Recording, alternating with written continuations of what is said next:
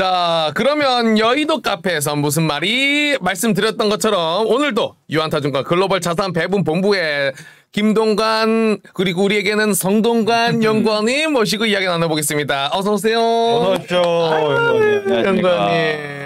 오늘 얼굴이 좀 밝으시네요. 그래도. 아, 네, 그렇습니다. 오늘 아침 시작은 좀 어떤 분위기로 시작하셨습니까? 개운함입니까? 아니면 그래도 어쩔 수 없는 피곤함? 뭐 다들 똑같으시겠죠. 네. 굉장히 화가 난 아침이죠. 어쩔 수 없죠. 네. 그 평소에 몇 시에 주무세요?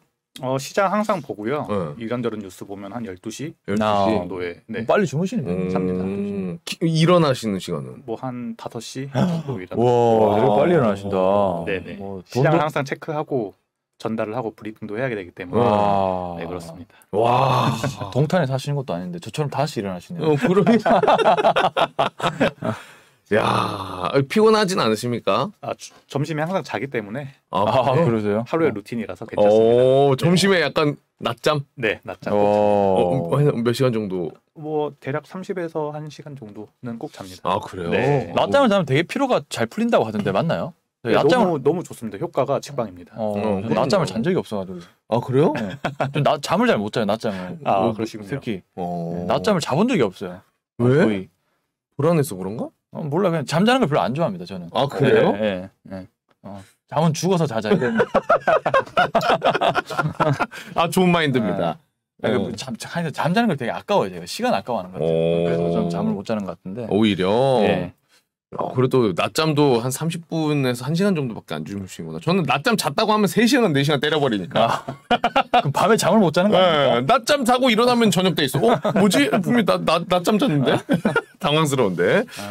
자, 좋을 것 같습니다. 네, 그러면 이제 오늘 우리 연구님과 함께 또 이야기를 나눠보도록 할 텐데, 이제 미국 증시를 저희가 훑기는 했습니다만, 인플레이션 관련해서 또 경기 침체 관련해서 계속해서 뷰를 보여주고 계시잖아요. 근데 그렇죠. 이제 상황은 계속 또 변합니다. 네. 그래서 지난번에 좋은 이야기 해주셨지만 오늘은 또 어떤 이야기들을 나눠볼 수 있을지 일단 피크아웃이다. 반등의 시작이다. 자, 요런 주제로 저희가 잡아봤는데 어떤 이야기로 문을 하고 열어볼까요?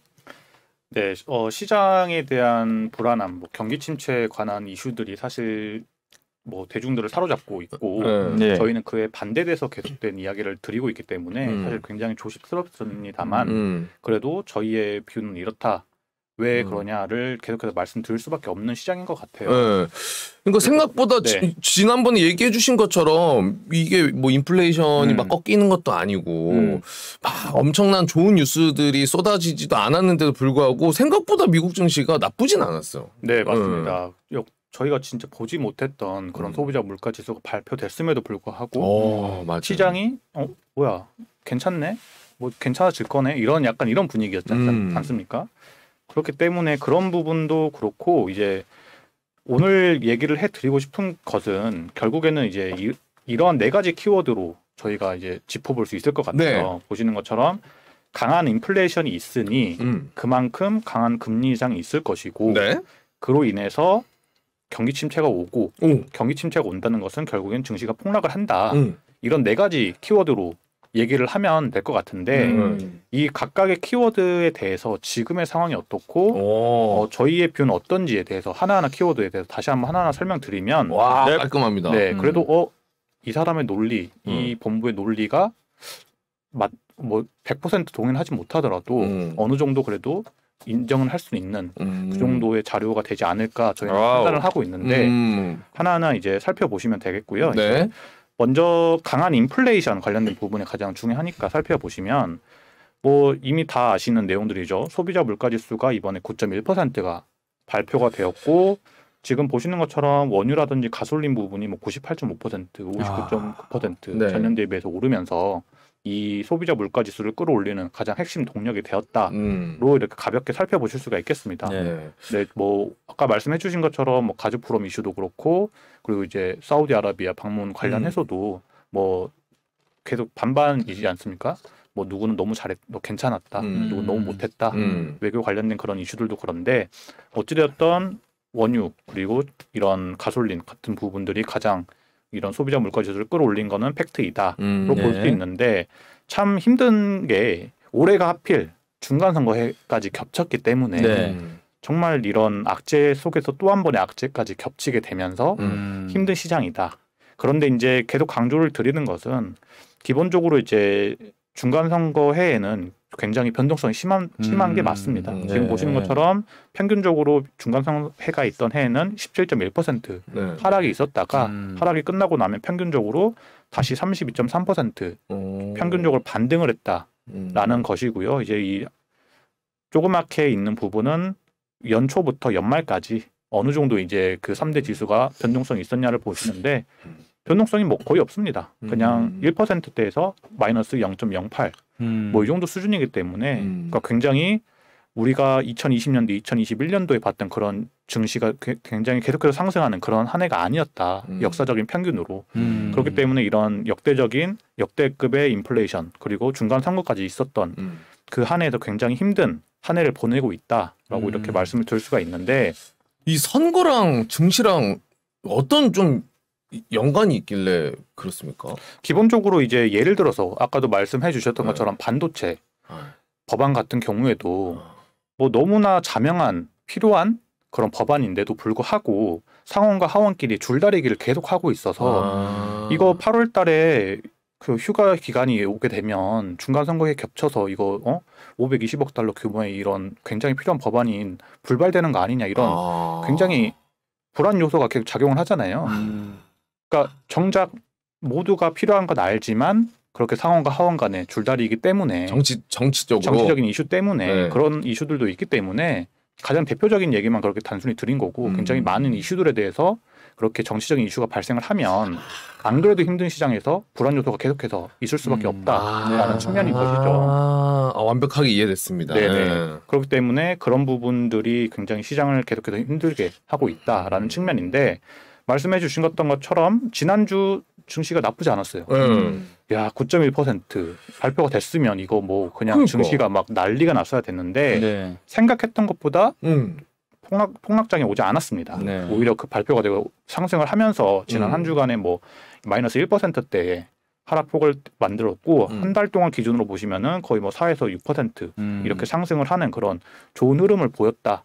이렇게 살펴보실 수가 있겠는데 결국에는 살펴봐야 될 것은 왜 이렇게 됐냐?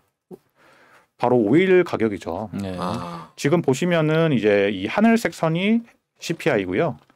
검은색 선이 바로 이제 WTI 가격 전년 대비 추이인데 지금 WTI 추이가 계속해서 감소를 하고 있으니 자 지난 6월 중순까지가 유가의 이제 피크였고 그 후로 이제 거의 98달러 뭐 100달러 선에 계속 머물러 있지 않습니까? 그런 모습을 보면서 그러면 7월 달에는 당연히 이런 헤드라인 CPI가 어느 정도 감소를 하겠구나라는 그런 이슈 때문에 시장이 어느 정도 반등을 했다라고 이제 말씀을 드릴 수가 있을 것 같고 이제 뭐 다들 아실 거예요. 이거 제가 계속 매주 업데이트를 하는 것인데 에너지 지수라든지 농업 지수, 산업금속, 귀금속 지수 등등이 계속해서 이제 하락을 해서 어느 정도 안정권에 있는 그런 모습을 지금 살펴보실 수가 있습니다. 굉장히 많은 지수들을 많은 분들께서 사용을 하시죠. 뭐 발틱 운임 지수라든지 뭐 구리 지수라든지 원자재 지수라든지 CRB 지수라든지 등 굉장히 많지만 그런 거 하나하나 보여드리긴 힘들고 이 하나의 차트만 보더라도 지금 어찌되었던 인플레이션의 반영이 크게 되었던 원자재 그리고 원유 관련된 부분이 굉장히 지금 어느 정도 하방 압력을 받고 있다라고 이제 말씀을 드릴 수가 있기 때문에 이런 부분에서 7월부터는 CPI가 어느 정도 감소하겠네라는 그런 전망치가 나오고 있는 것이죠. 그리고 이제 인플레이션 관련해서 굉장히 말이 많은 부분이죠. 주택 가격 항상 집중 많이 하셨잖아요. 네, 맞습니다. 그 주택 가격 시장이 드디어 이제 어느 정도 하방 압력을 받고 있는 움직임이 나오고 있어요. 자, 이 왼쪽의 차트는 이제 내가 주택을 매매하겠다라고 이제 내놓은 주택인데 기존에 뭐 100원에 팔겠다라고 했던 것을 갑자기 95원, 90원에 팔겠다라고 가격을 내리는 그 비율이 어느 정도 늘어나느냐를 보여주는 것인데 지금 조사 이래 7.1%까지 늘었습니다. 내려서 파는 비율이? 네. 이제 주택을 내가 내려서 팔 테니까 좀 사라. 이런 비율이 늘어나고 있는 것이죠. 그리고 기존의 주택 판매 가격도 이제 전월 대비해서 0.7% 하락했다고 합니다. 지금 이 빨간색 선을 보시면은 어느 정도 하락을 하고 있는 그런 추세가 보이고 있죠. 이런 모습을 살펴보실 수가 있겠고. 그러니까 이게 다 인플레에 영향을 주는 것들이죠, 맞죠? 맞습니다. 그러니까 이게 꺾이고 있다는 거죠. 네, 그렇죠? 그러니까 지금 인플레 가장 크게 작용을 하는 게 그 원유 네. 그리고 주택 가격, 네, 그리고 뭐 중고차 관련된 부분이 가장 크게 작용을 했던 부분이라서 이제 말씀을 드린 거건데 네.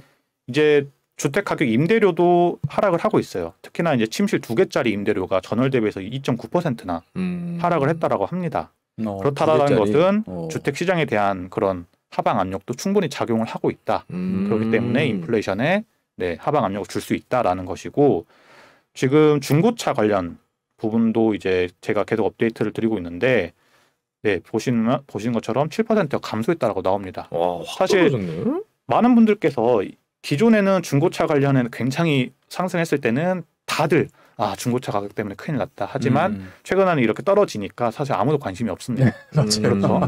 이런 부분을 보시는 것처럼 굉장히 많은 분들이 악재에 더 관심이 많다라는 것인데 이렇게 긍정적인 부분도 작용을 하고 있다라는 것이고요. 그리고 이제 글로벌 공급망 압력 지수라고 해서 높으면 높을수록 글로벌 공급망에 압박을 주는 것입니다. 안 좋은 것이죠. 근데 네. 어떻게 되고 있나요? 지금 꺾이고 있네요. 꺾이고 있습니다. 그러니까 글로벌 공급망도 안정화를 찾고 있다라고 이렇게 말씀을 드릴 수가 있을 것 같고 이제 마지막으로 이제 재고량 관련된 부분도 사실 굉장히 많은 이야기가 나오고 있는데 네. 이제 딘 베이커라고 하는 이 경제학자분이 이제 저희가 비슷한 생각을 하고 계셔서 이제 가지고 왔는데 네. 뭐 타겟이라든지 월마트 기타 이제 리테일러들의 이런 과잉 재고가 물론 굉장히 압박을 주고 있지만 이러한 재고들을 어찌됐든 이 기업들은 소진을 해야 되지 않겠습니까? 네, 그렇죠. 네. 그렇다고 하면 이 제품들을 어찌됐든 뭐 떨이로 할인을 해서 이렇게 팔아야 되기 때문에 그런 부분이 인플레이션에 오히려 반대되는 디플레이션 작용을 하게 될 것이다 라고 이야기를 하고 있습니다. 용건 여기 네. 월마트 플러스 32%라는 게 이게 재고가 32% 늘었다는 의미인가요? 네, 전년 대비해서 재고가 32%, 타겟은 43%나 늘었다라는 것이고요. 뭐 자료를 가지고 오진 않았지만 그러니까 많은 분들이 계속 우려를 하는 것은 지금 절대적인 재고량이죠. 예를 들어서 뭐 절대적인 미국의 재고량이 100억 불어치가 생겼다. 이게 역사적 최고치다. 이렇게 얘기를 할 수가 있는데 항상 많은 분들이 안 좋은 것만 보신다라고 얘기를 한 것처럼 절대적인 재고량만 볼 게 아니라 전체 매출 대비해서 재고량이 얼마느냐도 같이 봐야 되는 거죠. 그러니까 예를 들어서 쉽게 더 얘기를 들으면 테슬라가 최근에 그 차량 사고율이 370 몇 건이 나왔다고 하면서 네. 절대적인 수치죠. 네. 뭐 지금까지 테슬라의 사고율이 370건이 나왔으니 테슬라가 가장 위험해. 이렇게 하면 수긍을 할 수 있는데 네네. 생산대 대비해서 사고율을 비교를 해보자고 이루어지죠. 그렇다고 하면 뭐 테슬라는 300만 대 중에서 372대가 판매가 됐으니 네네. 사고율을 판단해보면 0.00001%다. 비교를 해보면 이런데 네네네. 어떤 기업에서는 사고율이 단 한 건밖에 없었습니다. 근데 전체 생산량이 100대밖에 안 돼요. 그러면은 확 올라가죠. 네, 누가 더 사고율이 많다 그렇죠. 판단할 수 있는데 그러니까 절대치만 보지 말고 네. 항상 전체 매출이라든지 GDP라든지 그런 부분도 함께 보시면 재고율도 그렇게 높지 않은 상황이다라는 측면까지 재고를 해보면 자, 첫 번째 이슈였던 인플레이션이 계속 될 것인가 라고 하는 측면에서는 저희는 하방 압력을 충분히 받고 있다라고 이야기를 드리고 있습니다. 네. 소비도 그러면 그 소비도 좀 잡히고 있는 거예요? 사람들이? 소비가 잡히고 있다라기보다는 소비가 안정화되고 있다라고 안정화되고 있다. 네, 더 표현을 하는 게 옳을 것 같은 게 급여 부분에서는 5%가 지금 계속해서 유지가 되고 있어요. 네. 급여가 어느 정도 인상이 돼야지 당연히 소비를 할 수 있지 않겠습니까? 네. 그런 부분도 있는데 거기에서 이제 소비를 하는 데 있어서 가장 압력을 많이 주었던 아까 말했던 원유라든지 그리고 주택 가격이라든지 그리고 이제 그 중고차 그리고 이제 남아있는 재고 등이 소비를 하는 데 있어서 충분히 압력이 그런 부분들이 작아지게 된다면 사람들이 다시 소비를 한다 이거죠. 그러니까 네. 지금 말씀하신 걸 들어보니까 적절하게 소비도 되면서 인플레 압력은 좀 떨어지고 있는 네. 좀 그런 모습으로 좀 보여지네요. 네. 이렇게 정리하면 되겠죠? 네, 맞습니다. 자, 지금 그런 거를 전반적으로 봤을 때 인플레이션은 나름 그래도 하방 압력을 좀 받고 있는 상태고 그 다음으로 이제 체크해 볼 게 금리 인상입니다. 그렇죠. 요거는 어떻게 할 수가 없는데 금리 인상. 그러니까 요거에 금리 인상 기조만 조금 꺾이는 것만 봐도 시장은 좀 안심할 것 같은데 또 어떤 또 부분을 말씀해 주실지 한번 들어보도록 하겠습니다. 네. 지금 이제 두 번째 이슈죠. 강한 인플레이션이 왔으니 당연히 인플레이션 때려잡기 위해서 강한 금리 인상을 지속해야 된다. 100bp 가야 된다. 막 이런 이슈들이 나오고 있어요. 아까 말씀해 주신 것처럼 지금 75bp가 더 이상 이제 뭐 우스운 수치로 들리는 것처럼 뭔가 자연스러운 느낌. 네, 너무나 자연스럽게 받아들여지고 있는데 지금 보시면은 이제 금리 모니터링 전망치를 살펴보시면 연말까지 이제 3.25에서 3.75% 정도 미국의 기준금리가 이렇게 갈 것이다라고 하는 수치가 가장 높게 나타나고 있습니다. 굉장히 높은 수치이죠. 네, 그런데 자 연말까지가 3.75%까지 뭐 최대 높이 간다 하고 하는데 내년 7월달에 보시면은 지금 전망치가 가장 많은 부분이 3.75에서 4%대입니다. 뭐야? 3.5% 뭐 3.75%까지 올해 연말까지 가는데 내년 7월에는 그렇게까지 더 높게 가질 않네?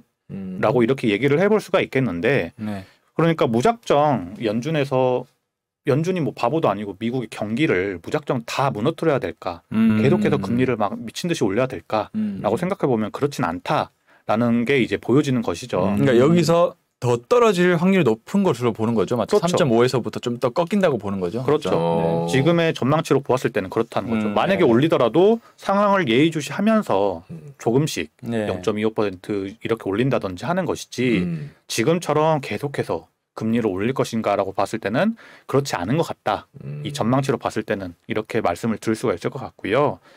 또 하나의 차트를 보시면은 이제 미 연준이 가장 체크를 많이 하는 부분인데 인플레이션 전망치가 지금 이렇게 세 가지가 있습니다. 5년 미래, 10년 미래, 5년 그리고 5년 후의 미래 인플레이션을 보시면 다 지금 하방 압력을 받고 있는 걸 보이시죠. 지금 5년 너무 멀지 않습니까? 근데 이 5년 뒤를 다 계산을 해서 전망치가 나오는 것이고 미 연준도 어찌됐든 장기적으로 미 인플레이션을 꺾이게 만들어야 되기 때문에 이 부분을 무시하지 않고 항상 모니터링을 하는 차트이기 때문에 너무 멀긴 하지만 이 인플레이션 수치가 꺾이고 있다라고 하는 것은 계속해서 이 금리 인상을 단행하기에는 어렵다라고 이렇게 말씀드릴 수 있는 그런 지표로서 사용될 수가 있을 것 같아요. 그래서 지금 끝 부분이 지금 현재 상황 예, 맞습니다. 지난주 금요일자 업데이트된 내용이고요. 지금 보시면은 최고 올라갔을 때 뭐 3%대까지 넘어가는 그런 모습도 보였었는데 이런 부분이 꺾이게 되면서 충분히 이제 하방 압력을 보이는 부분에 있어서 금리 인상을 크게 단행하기는 힘들다라고 이렇게 말씀을 드리는 거고요. 이제 저희 본부의 비율을 살펴보시면은 이제 두 가지 차트를 볼 수가 있습니다. 미국의 정부 부채 비율이고요. 그리고 오른쪽은 10년물 국채 금리의 추이가 보실 수가 있는데 자주 언급드렸던 부분이라서 보셨던 분들은 기억하실 텐데 자, 지금의 미국 정부 부채 비율이 역대 최고치입니다. 자, 지금 이런 상황에서 미국이 계속해서 금리를 올리고 달러가 지금처럼 급등을 해서 본인들이 해외에서 벌어들이는 비중이 예를 들어서 S&P 500 같은 경우에 그 엄청난 기업들의 매출 비중의 40%가 해외에서 발생합니다. 그렇다고 하면 그 40%를 그냥 그대로 놓칠까요? 아니죠. 아니죠. 네, 당연히 정부도 부채를 탕감을 해야 되고 기업들도 살려야 되고 소비도 늘려야 되는데 금리를 계속해서 올릴 수 있을 것인가 라고 했을 때는 저희는 한계가 있을 것이다. 그러면 어느 정도가 한계치일까라고 생각을 해보면 저희는 3에서 3.5% 정도 10년물 국채금리가 유지되는 수준에서 유지를 할 것 같다라고 할 수가 있는 것이죠. 근데 보시면은 이제 이 주황색 그 박스를 보시면은 자, 1970년대에서 1980년대 10년물 국채금리가 6에서 15%대까지 갔어요. 굉장히 높게 되었죠. 지금 만약에 우리가 이러한 10년물 국채금리 수준이다라고 하면 어떻겠습니까? 다 도망가야죠. 이미 증시는 폭락을 했겠죠. 근데 이때 당시에 이렇게까지 국채금리가 높을 수 있었던 이유를 살펴보시면은 미국의 정부 부채 비율이 30%에서 40%까지 안 됐습니다. 그러니까 이렇게 국채금리가 이 정도까지는 갈 수 있었던 것이다라고 볼 수가 있는데 1940년대에서 56년대 2차 세계대전 발발을 했고 당연히 엄청난 부채를 써서 경기 부양을 했던 네. 그 시기를 살펴보시면은 이때 당시에 미국 정부 부채율이 120%니까 지금은 그때보다 더 높은 정부 부채 비율을 가지고 있으니 이 국채 금리를 그리고 기준 금리를 이렇게까지 엄청나게 높게 할 수 있느냐 없느냐를 판단해 봤을 때 저희 본부는 그렇게는 힘들 것이다 라고 말씀을 계속해서 드리고 있습니다. 부채 비율이 워낙 높은 상황이다 보니까. 네, 그렇습니다. 근데 이게 그거잖아요. GDP가 성장하면 그러니까 GDP 대비 부채율이잖아요. 맞죠? 그러니까 GDP가 성장할수록 이게 만약에 더 이상 부채를 늘리지 않으면 이게 부채 비율이 내려가는 거잖아요. 네, 그렇습니다. 맞죠? 네. 근데 이제 금리는 한 3%대 유지가 되면서 네. 어차피 뭐 성장을 계속 할 거니까 네. 그렇게 하면 이제 부채가 서서히 꺾이는 방향으로 맞습니다. 가겠네요. 네. 알겠습니다. 지금 아까 채팅에서 그게 갑자기 있네요. 가족분인가요? 누구 뭐 어떤 거요? 쌈빵남 인간적으로 너무 잘생긴. 예, 제 지인입니다. 딱 봐도 알겠네요. 네. 보자마자 본능적으로 저건 가족이다. 네. 지인이다. 그래서 별로 신경 안 썼어요. 네. 느꼈습니다. 네, 거기에 우리 미녀 작가님이 쌈빵남님 실물은 화면보다 더 잘생겼습니다. 미녀 작가님, 제 지인이니까 신경 안 써도 됩니다. 네. 미녀 작가님, 우리 송 대표님 실제로 보면 하지도 않는 이야기 또. 그러니까. 실제 보고 얘기해, 미녀 작가님. 네. 자, 그러면 이제 금리 인상 관련해서도 이야기를 해주셨고, 부채 비율이 아무래도 높기 때문에 예전처럼 뭐 금리를 계속해서 가파르게 올리기는 당연히 어려운 측면이 있다. 그리고 미래 인플레이션 전망치도 계속해서 지금 내려가고 있기 때문에 이런 것도 참고를 해주시면 좋을 것 같다라고 이야기해 주셨고, 그 다음에 세 번째 키워드가 이제 경기 침체. 그러니까 시장에서는 오히려 이제는 경기 침체를 좀 더 우려를 하더라고요. 그러니까 인플레이션은 워낙 많이 들어서 그런지 그것보다 경기 침체 말씀해 주신 것처럼 그 우려가 되게 세요. 네. 그러니까 아까 이야기해 주셨던 것처럼 그 지금 소비자 물가도 전에 8.6 나왔을 때는 뭐 세상 뒤지고 8.6? 막 이랬는데 이번에 9.1 나오고 나서는 9.1 계속 높네? 약간 이런 분위기였던 것 같은 걸로 기억하거든요. 그만큼 이제 경기 침체에 대한 두려움이 더 큰 상황인데 요 가능성은 어떻습니까? 네. 강한 인플레이션이 왔고 강한 금리 인상이 와서 경기 침체가 될 것이다. 그러면 저희가 살펴봐야 될 것은 결국에는 체력이 어느 정도 되느냐. 제가 지난번에 왔을 때는 이제 그 체력에 있어서 가장 강조를 드렸던 거는 은행권의 스트레스 테스트. 네. 굉장히 강하다. 체력 측정을 했더니 너무 좋더라라고 네, 말씀드렸던데 이제는 2분기 실적이 발표되고 있으니 그러면 기업들의 체력은 어떤가를 먼저 살펴보셔야겠죠. 이제 먼저 뭐 S&P 500의 7% 정도가 실적을 발표를 했는데 여전히 60%가 넘는 기업들이 예상치를 상회하는 실적을 발표했다라고 합니다. 굉장히 높죠. 뭐 5년 평균치보다는 당연히 낮지만 이렇게 힘든 장에서 어찌되었던 절반 이상의 기업들이 좋은 실적을 발표를 했다라고 이렇게 나오고 있어요. 그리고 이제 살펴보시면은 올 한 해 이익 증가율이라든지 매출 증가율이 두 자릿수 거의 가까이 나오고 있습니다. 예상이 되고 있어요. 그리고 또 하나 신기한 것은 이 넷 프로핏 마진, 총이익 마진율이 12.4%가 지금 2분기에 나오고 다음 분기에 더 높다라고 이렇게 나오고 있어요. 오, 굉장히 높네요. 네. 그러니까 이 부분은 굉장히 이제 많은 얘기들이 나오고는 있지만 어찌되었든 지금의 전망치, 이제 가장 신뢰를 받고 있는 이 팩트셋에서 조달을 한 자료에 의한 것이기 때문에 어느 정도 이 신뢰를 할 수 있는 자료다라고 볼 수가 있는데 굉장히 기업들이 가격 전가를 잘 하고 있다라고 이렇게 살펴보실 수가 있기 때문에 어찌됐든 지금 이 수치로만 봤을 때는 기업들의 체력이 너무 좋다라고 말씀드릴 수가 있는 것이고요. 자, 지난주 테슬라가 아니라 TSMC 실적이 발표가 되고 나서 지금 뭐 SK하이닉스라든지 삼성전자도 계속해서 그때 이후로 반등을 하고 있지 않습니까? 맞아요. 이제 반도체를 가지고 나온 이유는 결국에는 이 경기 민감 섹터 중에 대표되는 이 반도체 섹터가 계속해서 많은 분들께서 안 좋아질 것이다. 뭐 PC 수요라든지 스마트폰 수요가 감소를 하니 끝났다. 힘들 것이다. 라고는 하지만 보시는 것처럼 지금 전체적인 글로벌 반도체 매출은 또 증가를 했습니다. 또 사상 최고치를 기록하고 있어요. 그렇다라는 것은 지금 어찌됐든 이 반도체 관련된 부분 그리고 경기 민감된 부분에 있어서 실적이 계속 나오고 있다. 단순하게 생각을 해볼 수 있을 것 같다라고 보고 있고요. 이제 미국의 이제 가계의 체력도 한번 살펴보시면은 기업들과 마찬가지로 가게들도 어찌됐든 자산이 많습니다. 많아요? 네. 이제 가장 최근에 발표된 자료인데 네. 지금 왼쪽에 차트를 보시면은 이 주황색 선이 노란색 선이 미국 가계 순자산인데 네. 지금 어떻게 되고 있죠? 올라가고 있네요. 98년부터 계속 올라가고 있습니다. 그런데 지금 이 회색 선이 개인 소득 대비해서 부채가 얼마나 있냐. 너 100만 원 너 자산이 있는데 그 중에서 어느 정도 부채가 있어라고 물어봤더니 빚이 10만 원도 안 된답니다. 빚 관리를 굉장히 잘하고 있네요. 네. 이게 현재 아니면은 지금 현 상황? 현 상황 2022년. 빚 관리가 잘 그래요? 돼요. 그러니까 지금 개인들이 그러니까 물론 이제 힘드신 분들도 많이 있겠지만 전체적으로 보았을 때 경기가 바로 무너지기에는 가계 순자산도 너무 많다 이거죠. 부채도 너무 적고 그리고 주택 가격도 제가 계속 강조를 드렸던 부분은 빚 관리를 이제 은행에서 너무 잘합니다. 아무에게나 대출을 해주지 않아요. 그런 부분도 다 포함이 되어 있는 것이고 이제 오른쪽 차트를 보시면은 이제 현금 대비해서 부채가 어느 정도 있느냐를 살펴보시니까 지금 부채가 없다고 합니다.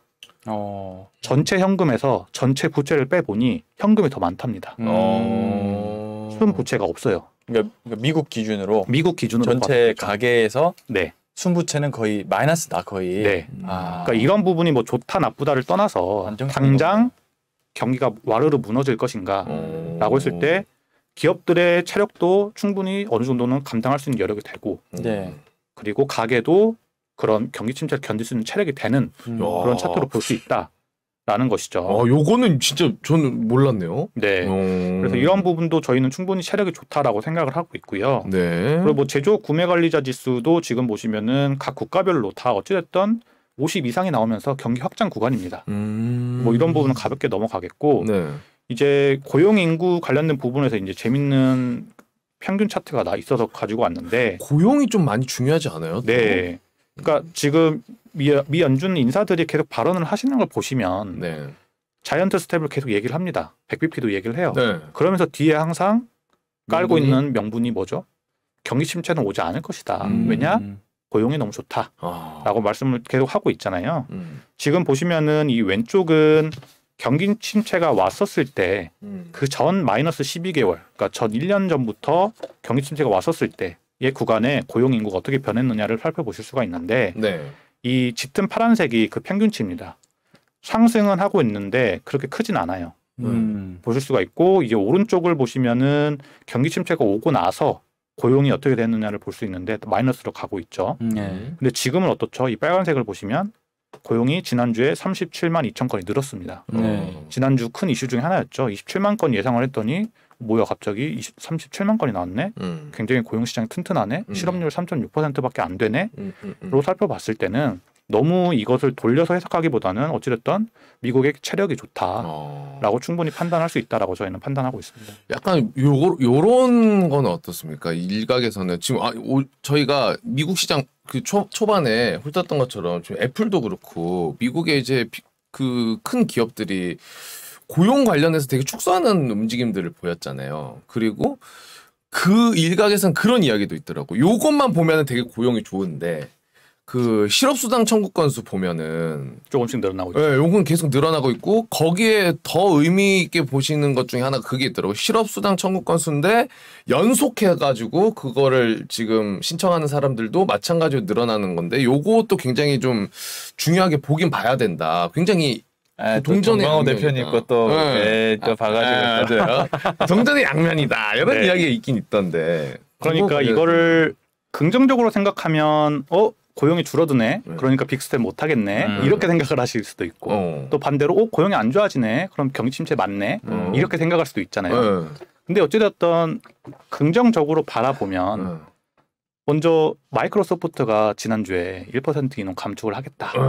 근데 뒤에 뭐라고 했죠? 1년 뒤에 더 늘릴 것이다. 이렇게 얘기를 했거든요. 자, 애플이 지금 어찌됐든 고용 인원을 감축을 하겠다라고 했는데 고용 인원을 감축을 하면 당연히 그거에 관련된 안 좋은 부분도 있겠죠. 근데 좋은 점은 뭐죠? 이익이 늘어나겠네요. 그렇죠. 이익이 늘어나죠. 근데 애플에 지금 보시면은 글로벌 스마트폰의 시장 점유율이 올해 13% 15% 늘었습니다. 중국에서 늘었나요? 그 글로벌리하게 늘었기 때문에 어느 부분에 늘었는지는 더 체크를 해봐야 했는데 어찌됐든 시장 점유율이 늘었어요. 그렇다는 것은 기업에게는 다시 한번 고용을 줄였다가 다시 한번 이익이 늘어나면 어떻게 될까요? 다시 한번 고용을 늘릴 수 있겠죠. 시장이 커지면 커질수록 네. 그런 부분까지 고려를 한다라고 하면 과연 그게 꼭 나쁜 뉴스만일까? 우리도 항상 개편을 하고 뭐 방송도 개편을 하고 그렇죠. 한번 물갈이를 하듯이 이런 기회에 돈도 잘 벌지만 어찌됐든 이런 경기 침체라는 이슈에 편승을 해서 한번 물갈이 싹 하고 쟤는 월급만 받는 월급 루팡이었는데 잘 됐다. 너 나가. 너 실적 없어 나가. 이렇게 할 명분이 충분히 되잖아요. 그렇죠. 그렇게 또 생각을 하면은 기업들에게는 분명히 좋은 기간이 될 수도 있는 것이죠. 좀 그렇게 보여지네요. 저도 느낌이. 네. 그리고 실질적으로 그걸 통해서 기업이 진짜로 오히려 뭐 실적도 잘 나오고. 그렇죠. 왜 그렇게 저도 그렇게 생각이 드냐면 사실 테슬라나 테슬라도 그런 이슈가 있었지 않습니까? 뭐 고용을 감축하겠다는.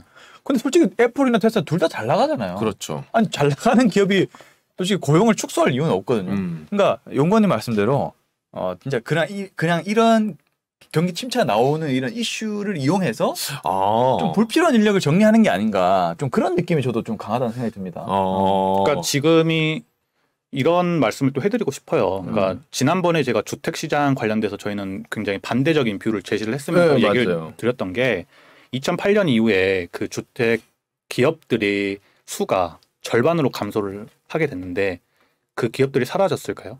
사라진 게 아니라 합병이 된 거죠. 그러면서 주택 시장에 강한 기업들이 오히려 더 커지는 그런 모습을 나타내고 있는데 지금 제약회사도 제가 지난번에 보여드렸던 부분이 있는데 지금 제약회사들도 엄청나게 M&A를 하려고 눈을 부릅뜨고 있습니다. 네. 우리가 알고 있는 굉장히 유명한 기업들이 이미 M&A를 하려고 총알 장전을 다 해놨어요. 네. 그러면 빅테크들도 그런 모습을 나타낼까 안 낼까? 뭐 이미 마이크로소프트가 블리자드 인수를 한다라고 발표하지 않았습니까? 그런 모습들이 계속 나올 거예요. 그렇다고 하면 미국의 패권이 유지가 된다라고 하면 우리 같은 일반 개미들은 굳이 이상한 기업들 찾는 것보다 그렇게 인수합병에서 더 덩치가 커지고 더 이익을 잘 벌어들이는 그런 기업에 엉덩이 무겁게 투자를 하는 것이 더 좋지 않을까. 그리고 접근하기도 더 편하고. 네, 맞습니다. 네. 그렇죠. 말씀대로 오히려 이럴 때일수록 더 하이 퀄리티 스탁. 우리 그때 얘기한 거 있잖아요. 하이 퀄리티 스탁 홀드. 그거 오히려 맞죠. 뭐 이렇게 만약에 코로나 때 다 올랐잖아요. 그러니까 근데 지금은 뭐 살아난 기업도 있고 죽는 기업도 있겠지만은 오히려 이럴 때일수록 포트폴리오를 재정비하는 뭐 그런 기회를 잘 살리면 또 하나의 또 기회가 나오지 않을까 또 그런 생각도 같이 들었습니다. 네. 자 어쨌든 근데 지금 지표로 봤을 때 고용 인구가 계속해서 늘어나고 있는 거는 팩트니까 그렇죠. 이거는 진짜 의미 있는 상황인 거고 긍정적인 상황인 거고 마지막으로 이제 그러면 증시 폭락, 경기 침체가 그럼 요거까지 봤을 때는 경기 침체도 그렇게까지 뭐 걱정 안 해도 될 것 같은데 그럼 당연히 증시 폭락도 크게 걱정할 필요는 없을까요? 어떻습니까? 근데 저희의 뷰는 일단 그런데 그거에 대해서 이제 여러 가지 자료가 있겠지만 두 가지 정도만 가지고 왔어요. 먼저 이제 최근에 이제 많은 투자자분들께서 장단기 금리 차는 뭐 너무 이제 많이 들으셨기 때문에 이제 뭐 다들 정말 굉장히 이제 수준이 높아졌습니다. 장단기 금리 차를 너무나 당연하게 받아들이고 있어요. 하도 많이 들어가지고 장단기 금리 차가 역전이 됐으니 이제 경기 침체 온다. 이 한 주를 다 꿰고 있습니다. 보시는 것처럼 10년 마이너스 2년 장단기 금리 차가 역전이 됐습니다. 0.2% 마이너스가 되었고 10년 마이너스 3개월도 지금 굉장히 2%대를 유지하다가 최근에 0.56% 정도까지 내려왔어요. 걱정이 될 만하죠.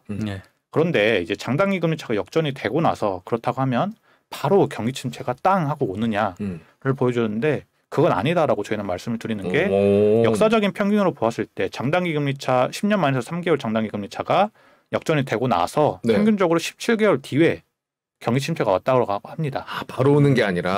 그러면 17개월 뒤면 지금 2022년 7월이니까 내년 하반기죠. 2024년 정도가 됐을 때 경기 침체가 올 것 같다라고 얘기를 할 수가 있어요. 대선 아닙니까 이때?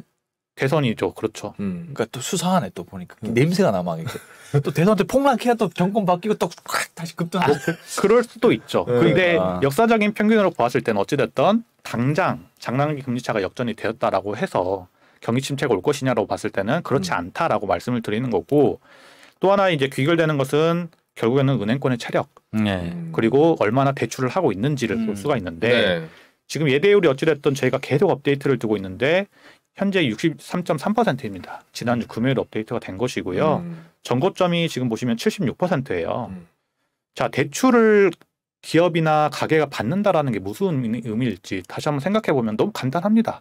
계속 소비를 한다는 거죠. 그렇죠. 투자도 네, 하고. 투자를 하든지 소비를 하든지 하는 것입니다. 네. 그런데 지금 이 대출 약 10% 전년 대비해서 계속 늘어나고 있고요. 예수금이 지금 한 5% 정도 계속 늘어나고 있어요. 그러니까 저희가 돈을 집어넣는 거죠. 은행에. 네, 은행에 집어넣는 그 금액 5%가 지금 유지가 되고 있습니다. 자, 근데 그런 부분에서 이제 계산을 좀 그냥 간단하게 산수를 해봤는데 대출이 만약에 계속해서 지금 말씀드렸던 10%가 유지가 된다. 그리고 예금도 5%가 예금이 계속 유지가 된다라고 했을 경우에 네. 예대율이 언제 전고점을 회복할 것이냐라고 봤을 때는 밑에 있는 2026년도에 예대율이 전고점이었던 76% 정도 이상이 넘을 것이다라고 나오고 있고요. 지금 수준이 유지된다면? 네. 대출이 더 늘어요. 대출이 15%대까지 늘었다라고 했을 경우에는 2024년 정도 아까 말씀드렸던 장단기 금리가 역전되고 난 후에 이렇게 올 것이다라고 얘기를 할 수 있기 때문에 네. 아직까지는 경기 침체로 가기에는 너무나 이르다라고 말씀드리고 있습니다. 그 앞전 자료에서 미국 예대율 추이를 해서 이제 궁금한 게 이게 예대율 추이가 오를 때 예를 들면 이제 뭐 그 바로 옆에 5차 시큘러 사이클에서 이게 그 예대율이 오르잖아요. 이때 주가도 올랐다는 거죠. 맞죠? 그렇죠. 맞죠. 지금 구간을 이제 회색으로 음영 처리된 부분이 다 경기 침체 구간이죠. 근데 보시면은 예대율이 오르는 구간에 가서 정점을 찍었을 때 다시 한번 하락했다가 다시 한번 이제 그 대출이 쭉 올라가면서 경기가 활성화됐다가 이렇게 되는 모습을 볼 수 있기 때문에 은행권에서 이렇게 튼튼하게 유지를 하고 있으면서 퀄리티 있는 그런 대출을 해준다라고 하고 있는 지금의 상황에서는 경기 침체로 가기는 너무 어렵다. 그러니까 지금 예대율이 좀 오르고 있으니까 이제 주가도 좀 따라서 오를 확률이 있다 이렇게 보여진다는 말씀이죠. 네, 그렇습니다. 그러면 과거 5차 시클러 사이클에서는 예대율이 76%가 고점을 찍고 이게 주가가 내려갔다는 의미인가요? 네, 그렇죠. 그러니까 이때도 사실 코로나 때죠, 이때가.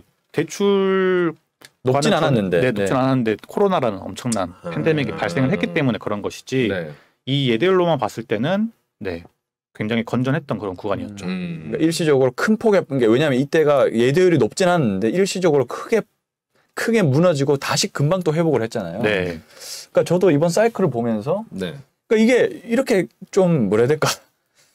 보통 금융위기를 10년 정도 사이클을 보고 보통 주가가 무너지고 이렇게 하는데 1년 동안 너무 많이 왔다 갔다 한 것 같아요. 이런 적은 맞죠. 거의 처음 보는 사이클이라고 할 정도로 코로나 무너지고 급반등했다가 또 갑자기 급 무너지고 근데 이번에는 이렇게 급상승할 것 같지는 않을 것 같은데 하여튼 되게 좀 경험하기 힘든 장세였지 않나 이런 또 생각을 해봅니다. 코로나에 뭐 전쟁에 난리도 아니었어요. 자, 어쨌든 펀디멘탈적인 측면은 예대율은 올라가고 있다. 그리고 예대율은 굉장히 안정적이고 올라가는 현재 사이클을 보이고 있기 때문에 주가는 이제 2024년 초까지는 이제 유안타 본부에서 보는 건 글로벌 본부에서 보는 거는 좀 오를 확률이 높다. 이렇게 좀 보시는 것 같다라고 정리를 해보겠습니다. 네. 자, 그렇다면은 우리가 이제 지난번에 우리 연구원님이 이야기해 주신 게 성장주 7, 가치주 3 이렇게 이야기해 주셨는데 그거 그대로 어떻게 변함없고요. 지금 체크해 보니까 여전히 그 S&P 500의 평균 배당과 자사주 소각 수익률이 3.9% 수준입니다. 여전히 국채보다 높아요. 그렇다는 것은 주식에 저희는 더 힘을 주는 게 옳다라고 생각을 하고 있고 지금 어찌됐든 디플레이션 작용을 하는 그런 섹터가 유망을 받을 수밖에 없습니다. 뭐 디플레이션을 유지한다라고 하는 것은 아까 지금 말씀 대표님이 해주신 것처럼 슈페터 같이 결국에는 산업혁명을 일으킬 수 있는 그런 산업 섹터에 주목을 해야 되는 게 맞다라고 저희는 판단을 하고 있기 때문에 성장주 투자가 오히려 더 비중이 높아야 된다라고 생각을 하고 있습니다. 성장주에 계속해서 마찬가지로 좀 비중을 두는 게 좋지 않을까라고 이야기를 해주셨고요. 반도체 IT, 신재생에너지, 전기차. 자, 이 말씀을 좀 드리고 싶어요. 사실 코카콜라 없이 살 수 있으실 것 같아요? 아니면 핸드폰 없이 살 수 있으실 것 같아요? 핸드폰 없이 나는 핸드폰은 안 돼. 그렇죠. 난 코카콜라 안 먹거든요. 저도. 그러니까 이게 더 이상 이제 성장주 가치주에 대한 걸로 보다기보다는 내 삶에 있어서 어떤 게 더 필수적인지를 살펴보았을 때 이미 IT에 물들어 버린 지금의 세대가 과연 이런 성장주로 분류되는 뭐 반도체라든지 IT 이런 신재생 에너지, 바이오 이런 부분에 없이 살 수 있을까로 생각을 해본다라고 하면 저희는 또 그런 부분도 고려를 해볼 수 있지 않을까 생각하고 있습니다. 워낙 우리의 삶에 너무나 자연스럽게 지금 함께 가고 있기 때문에. 자, 클라우드가 없어지고 CD 가지고 이제 더 이상 하실 수 있겠어요? CD 다시는 못 구워요. 네, 저는. 노트북에도 이제 더 이상 CD를 넣는 곳이 없습니다. CD-ROM이라고 그러죠. 네, CD-ROM이 없습니다. CD-ROM. 네, 돌아갈 수 없습니다. 네. 주가가 주식이 참 어려운 게 정말 논리적으로 정말 이 말이 다 맞다라고 느끼 드는데도 정말 이 여러 가지 정말 뭐라 해야 될까요? 이 돈의 세력이라고 해야 될까요? 뭔가 공매도도 있고 뉴스로도 막 압박을 치고 그러니까 그런 여러 주체가 있다 보니까 이 펀디멘탈로 가기에 정말 이 험난한 과정이 있는 게 참 이제 주식인 것 같습니다. 정말 이 논리적으로 정말 탄탄하고 정말 이 마지막 자료 보시면 이제 선진국 매력도 추이에 대해서 이제 보는데 사실 뭐 제가 이렇게 우리 유동원 본부장님 환경에서 하는 거 거의 다 보는데 정말 댓글이 그 안 좋은 것들이 좀 많아요. 보고 있으면 정말 안타까운데 근데 정말 이 자료는 정말 좋은 자료거든요. 확실한 근거니까. 네. 그리고 이거는 제가 알기로는 이 잔존 모델 림이라고 하는데 잔존 가치 모델로 이 JP 모건 쪽에서 만든 거잖아요. 맞습니다. 이게 모건에서 만든 자료거든요. 그래서 이게 굉장히 정확성이 높아요. 제가 알기로는. 그리고 거의 유동 본부장님 내가 봤을 때는 몇 년간 거의 틀린 적이 없어요. 근데 최근 들어서 조금 진짜 그러니까 이게 주식이 어려워지고 있다라는 증거인 것 같아요. 정말 이게 펀디멘탈로 이게 승부를 보기 개인 투자자들을 정말 이 매도하게끔 만드는 정말 이 그러니까 그 한마디로 왜냐하면 개인 투자에 돈을 뺏는 게 주식이거든요. 큰 틀에서는. 그렇죠. 왜냐하면 누군가 자꾸 사고 팔아서 넘기는 게 주식인데. 그렇죠. 사실 부자들이 더 부자 되려고 주식하는 거지. 개인들이 부자 되기 위해서 주식을 하는 건 아니거든요. 목적은 그게 아니거든요. 쉽지 않죠. 그러니까 그 공부를 안 할수록 돈을 못 벌 확률이 높다라는 거예요. 그러니까 이제 이런 자료들을 믿고 제가 이제 시청자분들에게 강조드리고 싶은 거는 정말 객관적으로 딱 논리적으로 저희가 다 이해를 했잖아요. 네. 그러니까 이 자료를 믿고 좀 이렇게 좀 딱 정신 딱 차리고 좀 딱 투자에 장기적으로 딱 집중하셨으면 좋겠다는 생각이 듭니다. 딱 참고하시면서. 그렇죠. 네. 자, 요 매력도는 그럼 또 어떤 의미로 가져와 주신 건가요? 이제 저희 본부는 어쨌든 글로벌리하게 분산 투자를 해야 된다라고 강조를 드리는 거기 때문에 한국 투자만 하거나 뭐 중국 투자만 하거나 미국 투자만 하거나 이렇지 말고 글로벌리하게 해라, 다양하게 하시면 좋겠다라는 측면인데 단순합니다. 글로벌 시총에서 60%를 차지하는 게 미국이에요. 네. 근데 미국이 최근 굉장히 많이 떨어져서 저평가를 받고 있다라는 측면에서 상승 여력이 어찌됐든 나스닥 100이 49.2%나 나오고 있습니다. 상승 여력이. 네. 그러니까 이게 굉장히 저평가를 받고 있다라는 측면이기 때문에 ROE가 뭐 28%까지 예상되고 있다라는 것은 굉장히 저평가를 받고 있으면서 좋은 기업들이 많다라는 측면이기 때문에 만약에 글로벌리하게 투자를 한다라고 하면은 어찌됐든 선진국, 미국이라든지 유럽, 캐나다, 영국 쪽에 어느 정도 이제 60에서 80%는 담아가는 것이 좋다라는 측면이고요. 네. 신흥국에서는 이제 보시면 한국, 대만, 다시 뭐 이렇게 베트남, 중국 이렇게 나오고 있어요. 그런 부분에 있어서 글로벌 시총으로 봤을 때 이 신흥국의 그 비중은 20% 정도 가져가는 게 좋지 않을까로 볼 수가 있겠고. 20%. 와, 그래도 한국이 상승률이 제일 높다. 코스닥. 네. 한국을 사실 많은 분들이 굉장히 우려를 하고는 있지만 뭐 안 좋은 부분 굉장히 많죠. 뭐 떠들자고 하면 뭐 가계 부채도 그렇고 뭐 수입 물가도 그렇고 굉장히 안 좋은 부분이 많지만 어찌됐든 한국에 있어서 4차 산업혁명 관련된 그런 종목들이 굉장히 또 연일 좋은 모습을 보였지 않습니까? 네. 굉장히 필요한 기업들도 많고 정말 힘 있는 기업들이 많기 때문에 글로벌리하게 경쟁력이 갖춘 그런 한국의 기업들을 주목을 하는 것도 굉장히 중요하다까지 말씀드릴 수 있을 것 같습니다. 네. 근데 연구원이 궁금한 게 유럽이 3등인데 상승 여력에서 이 스탁 50에서 차지하는 비중이 예를 들면 이제 예상하려고 13.3이 나오는데 독일 비중이 높아서 그런 건가요? 아무래도 그럴 수밖에 없겠죠. 독일 비중이 높아서 좀 그런 거죠. 굉장히 크기 때문에. 근데 뭐 유럽에서도 이제 독일 같은 경우에 최근에 뭐 몇십 년 만에 이제 뭐 수출입 관련된 무역 적자가 났다라고 기록이 되면서 굉장히 우려가 많은데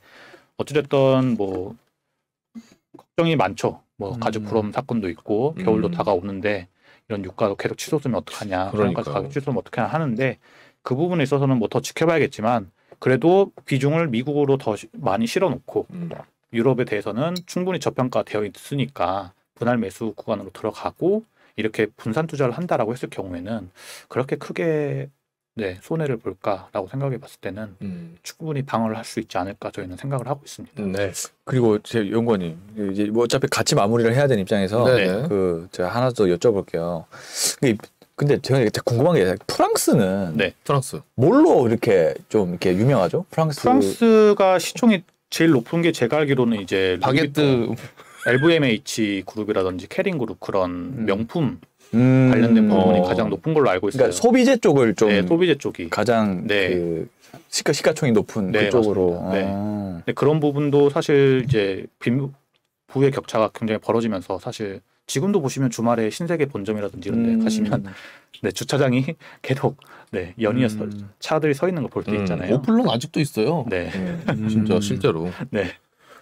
여기 보면 이탈리아가 또 상승 여력이 꽤 높게 나오네. 이탈리아 같은 경우에는 너무 지금 많이 떨어졌기 때문에 28.3. 이 상승 여력이라는 것은 어찌됐든 얼마나 저평가가 되어 있느냐를 더 주목을 하는 거라서 이 순위에 나와 있는 거기 때문에 참고 정도만 해주시면 최근에 그 드라기 총리 이슈 때문에 이탈리아가 조금 더 주가가 빠진 것 같던데 그것 때문에 이렇게 좀 상승률이 높게 나오나 보네. 이태리도 약간 소비재 그쪽이 유명하죠? 네, 그렇게 알고 있습니다.